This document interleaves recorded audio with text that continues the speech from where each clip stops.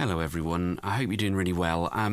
What I thought we'd do today is look at perhaps building a chorus line, again using those samples that I supplied in the first two videos. So if you look in the description in the first two videos that I did on the sample pack, these are samples that I've supplied completely free of charge. They're free to you to do whatever you want with in your projects.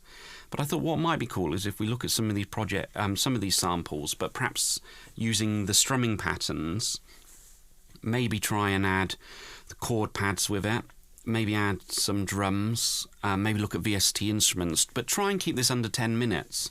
So perhaps just what I would look at preliminary in making a chorus line, a bit of a lift to the track.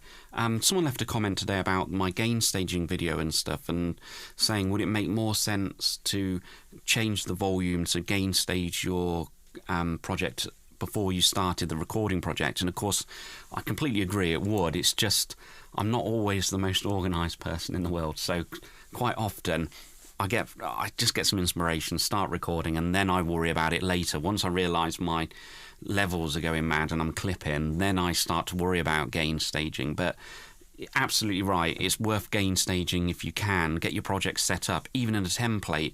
Now templates are another thing I want to look at some point, but definitely if you're organised you probably would do that. But if you're unsure what gain staging is, check out the video. It's an interesting subject and we will definitely come back to it.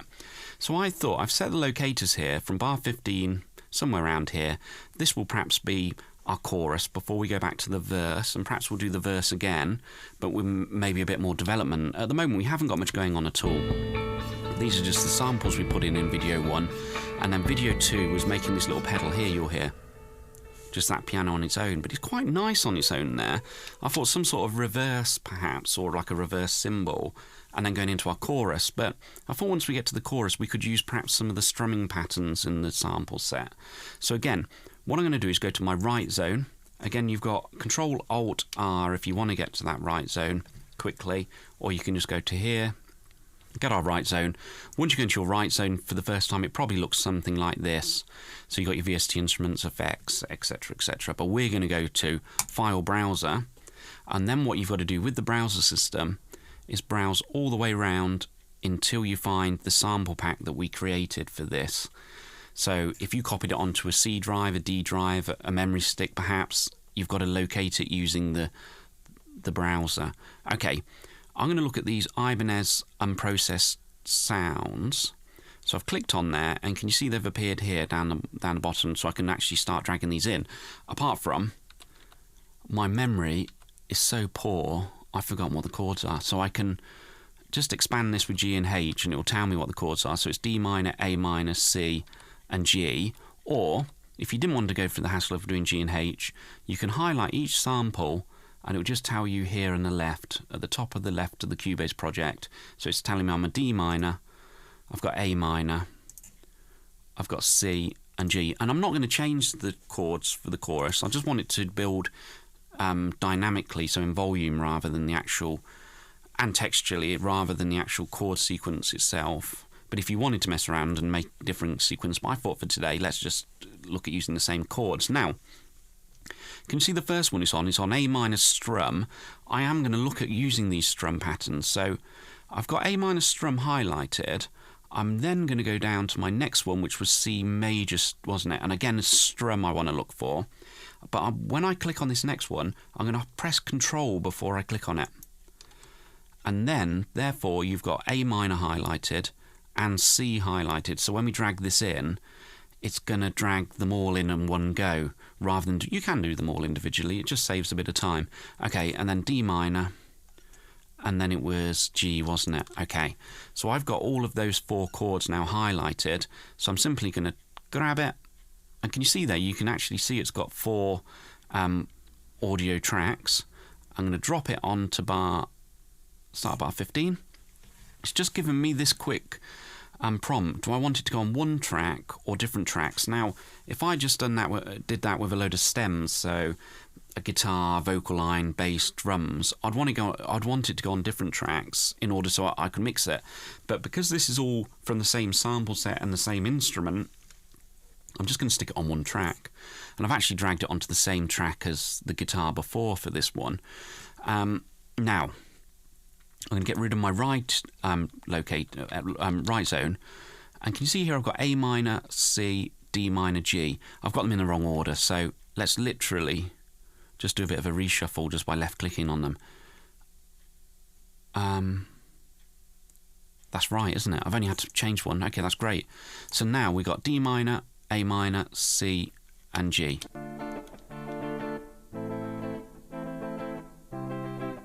Okay, that's cool. One thing you can do, remember we've got that, if you find at the end of these you get a slight click or whatever, or at the beginning you've got the fade in and fade out. Every time you highlight an audio event, go to the top of it, top left or top right. So the top, as it's top right, it's going to be a fade out, and I can actually fade out some of that sound. Or if you left click under the event, all of the events, hold left click down, highlight them all, you can actually do it with them all. Now, one other thing you could perhaps look at doing is something called crossfade. I'm not doing it here because actually I don't know if it'll allow me to. No, crossfade couldn't. Material isn't overlapping, of course, because if you had inside your audio editor, which we'll look at, and again, crossfading can be cool. Basically, what that does is, as one event's fading out or one section, the other one fades in, and you shouldn't get too much of a click, because what can happen when you've got two audio files and you bang them together like that, you got them. The play will go across, and as it gets to the next one, you might get a slight click. But crossfade, you can set it so that doesn't happen. But because I didn't think it would happen actually with this, but I thought, well, I'll press X because X is the shortcut. Just give it, see what it says. But we can do a similar thing by highlighting them all and actually using these at the front, so we can do a bit of a fade in and a fade out. And don't forget the middle one as well is for the gain structure, so you can make it, they actually control the dynamics of it there. So there we go, we've got, and there's no effects on that at all, but that's what we're going to look at. We're going to add some effects in a minute, but I thought what we'd do before we do that, let's get the bass, let's get the bass going. I went to the lower zone, the right zone. Bass, A minor, C major samples. And again, we're looking at one of the ones with patterns. Oh, at least it's actually a similar rhythm, if not the same rhythm. So I'm going to do the same thing. I'm going to get A, C, D, and G. And don't forget, hold down Control. I don't know if I said Alt before. I might have done. Control. Hopefully I said Control. It's Control. And then, again, drag them on to our bass lane. And I want them to go on one track. And there they go. Let me get rid of that right zone. And then what have we got? You see it says up here as well. We got A. It's a D, isn't it, at the start? So, same process. We can colour these as well. We can colour all of this in a bit, but let's just at the moment, just for argument's sake, so we know this is our chorus line. Okay, that bass seems quite quiet to me, although I've got my headphones really low because I've got a bit. I've got a bit of a problem with Sorry, I've got a little bit of a problem with echo today for some reason. Okay, what I'm going to do is change the gain structure of all of them. So I'm going to highlight over the whole lot. I'm going to bring that up a bit, and in fact, I'm going to bring this one down because I might have done a bit too much on that one.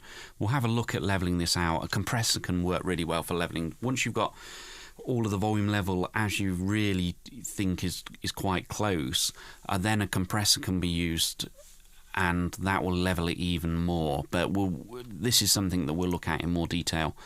Okay, I still think I messed up there a bit. Okay. Okay, we've got bass going as well. Okay, so we got some pretty cool things going there. We could do the same thing with the fade in and fade out if we want, but we won't bother for now. Is it worth looking at perhaps one other layer? We could, couldn't we? Under distorted leads, perhaps. What we got? I'm going to drag it in. Onto this one. I'm just not using many tracks. I could make a completely new track here, but let's see how this sounds. Oh my god.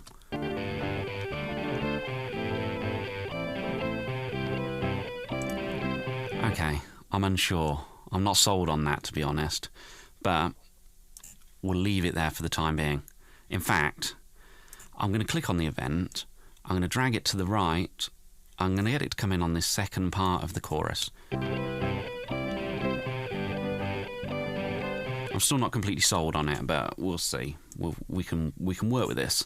I think that's the beauty of working within a DAW, such a, like Cubase, is the fact you can go with it, and then you can go back. You're not committing to anything.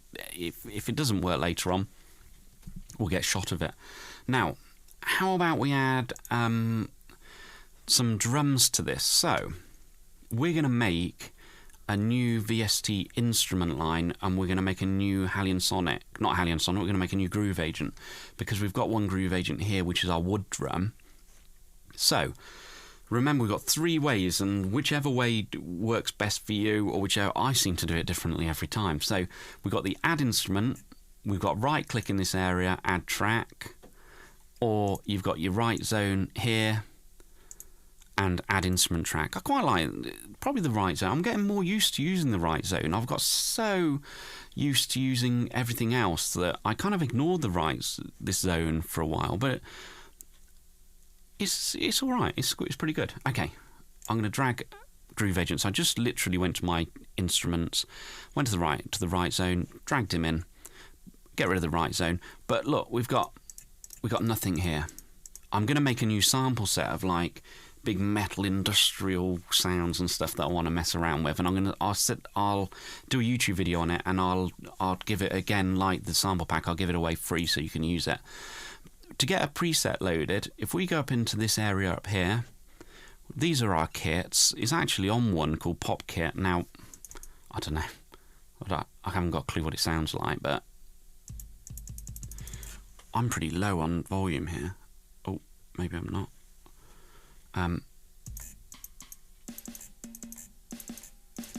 Let me just bring up the volume a bit. I've got volume control in here. Of course, you've got the volume control here as well.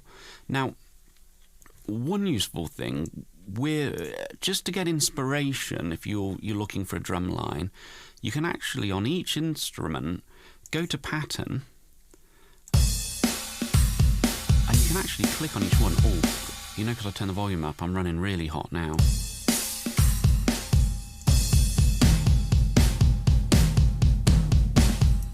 I quite like that. I don't think it's going to fit with the track, but, well, let's see. I'm going to just literally drag it into my track.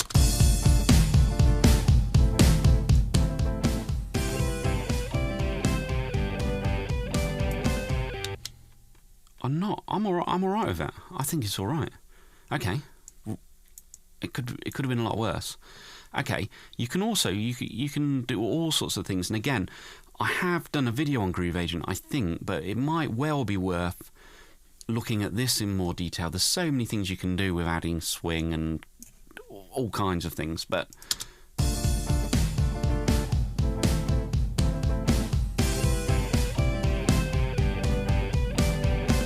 okay, it's not a catastrophe. That's always a glowing review of your own music, isn't it? Okay, I've just extended that a little bit, just by I got the scissors. You can actually get the scissors from the numeric pad as well if you want. Sorry, you pressing 3.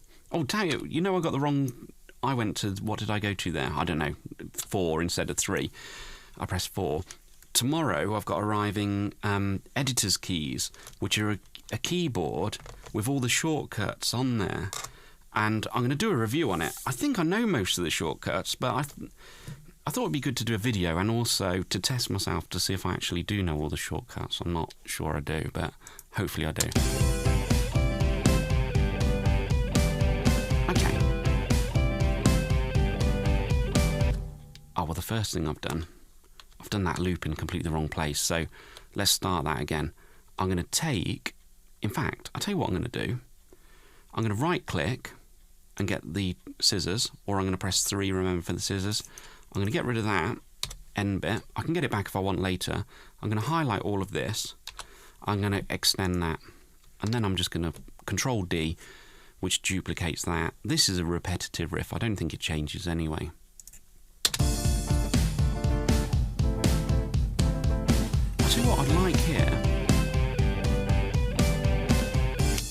some sort of tambourine. I use tambourines in choruses and stuff a lot because it adds real high frequency sounds. So, but I'm conscious about running out of time. So let's add chord track. We're going to look at the chord pads. So not chord track, chord pads. We could do it in chord track, but let's look at chord pads as well. So we're going to get this from the lower zone. Remember a shortcut, Control-Alt-B. So Control-Alt-B, and I think of that as the bottom. So Control-Alt-B to get to the bottom editors. Okay, chord pads, there we go. And we've got a drum kit.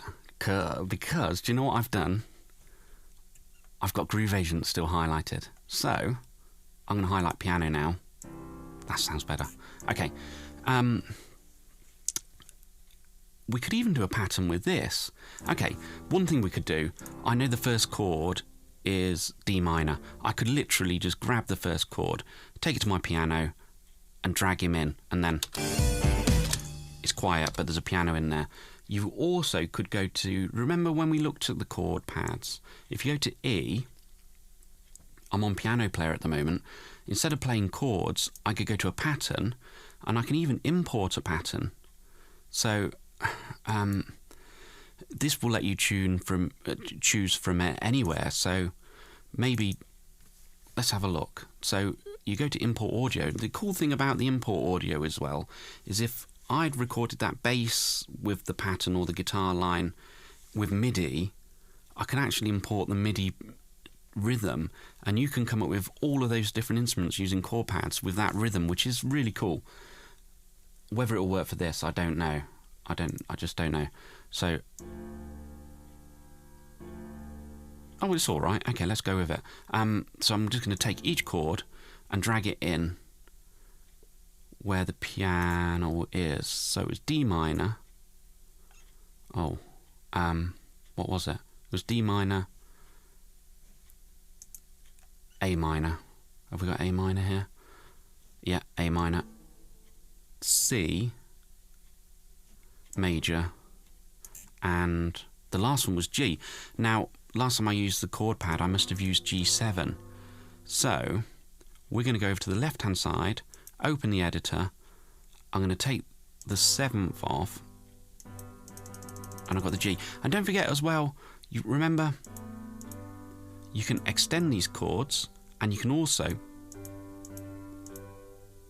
change the inversion or the voicing of it, what they're how they stack the chord. It's the same chord, just stacked differently.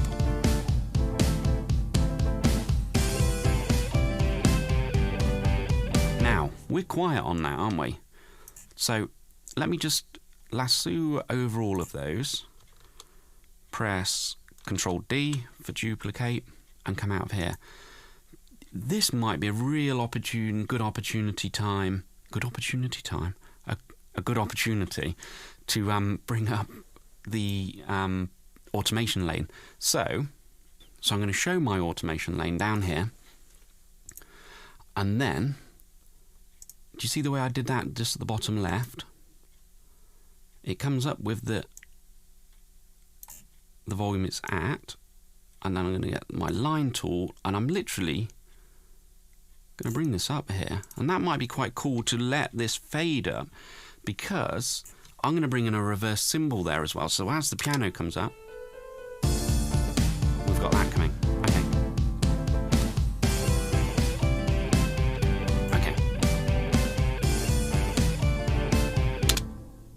Now, sorry, one thing I did there, I'm just going to Control S there to save it. Can you see here? I press Z to make that smaller, and it actually made all of the channels smaller, which is fine. If you want to get that back again, press Shift. Oh, what am I doing? Right, didn't work that time. Take 3. So if you want to get that back again, press Shift H, and by pressing Shift, you know G and H expands in and out. Shift and H expands vertically in and out. Okay, now, how are we sounding with this? I know I don't want this video to drag on, but okay, really quick things I'm going to do really fast. Okay, you know I chuck this on the same line as the guitars, but I want this to be a distorted guitar as well. So I'm going to highlight this whole first track. I'm going to right click. Then I'm going to go duplicate track. What that's done is duplicated a mirror image of the track, but then what I'm going to do is highlight all of the verse 1 and delete them, because I'm going to keep these stacked. Even might do a bit of panning left and right at this point. And then I'm going to go to E for edit, and I'm going to bring up distortion, VST amp rack. I'm going to add in some distortion. In fact, not too much. That's pretty cool. So don't forget, with amp rack as well, you've got pre and post effects. So pre effects are before the amplifier. Post effects are after the amplifier. The things I love before the amplifier, things like wah-wahs, a distortion pedal, something like that. Post effects, we could use reverbs. Nothing stopping you experiment putting you as pre-effects, but reverbs, delays, things like that.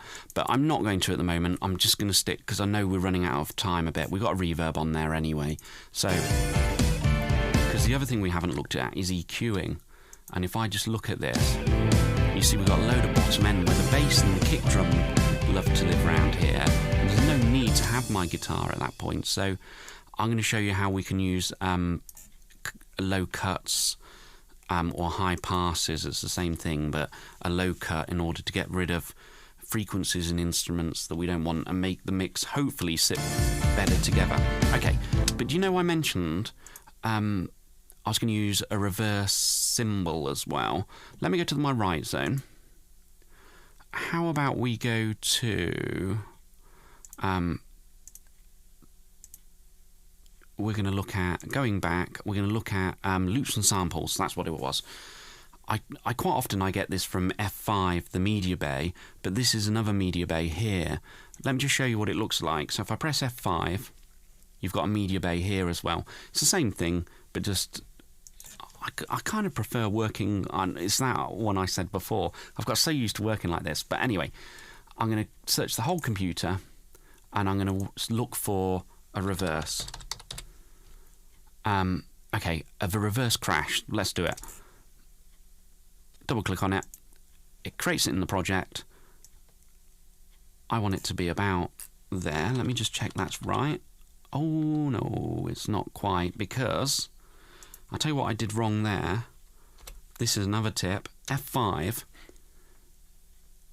Align beats. Oh, it is aligned in project. So why did that not work out? I don't know. Anyway, it doesn't matter. But make sure you got that align in project. This is another cool way. In fact, the reason it didn't work is another plus, because I'm going to show you how I'm going to take that from the start of there, and I'm going to get it to finish there anyway, even if Cubase didn't want me to do it. I'm going to press 1. And then 1 again until that kind of clock face appears on my cursor, because these are all different selection tools.